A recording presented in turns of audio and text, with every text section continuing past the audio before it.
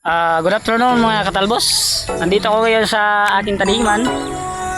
Katatapos ko lang po magtanim. Yan o. Yan. Mahigit ano yan? Mahigit 3 bandil kalahati yan. Yung pula na yan. Ngayon ko lang yung tinanim. At meron pa dun sa kabila. Teka, puntaan nga natin na makita nyo lahat mga viewers to. Dito nga pala sa gitna, hindi ko pa yan nataniman.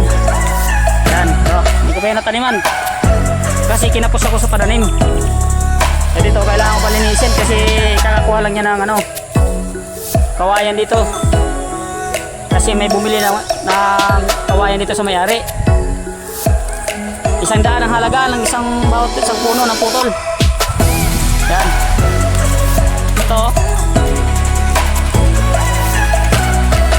Natatapos ko lang yung tanim mga katalbos,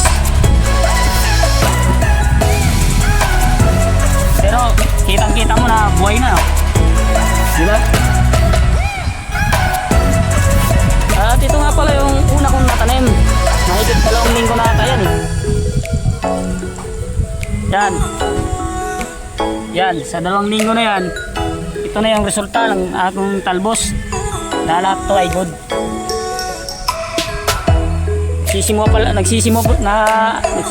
pa lang yan pero may buyer na.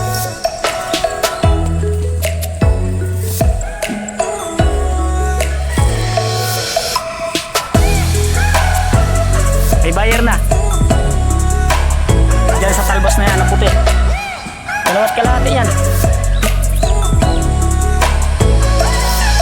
Nilagyan ko pala ng bakod dito sa gilid kasi yung pato ninangat-ngat yung dahon ng talbos ko. Ito yun, yan ang resulta. Naubos ang dahon yan.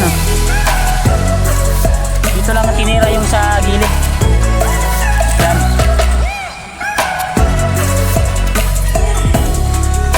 Pero ito dito sa gitna hindi pa nila nakain kasi nga malayo na dun sa gilid. Ngayon na naman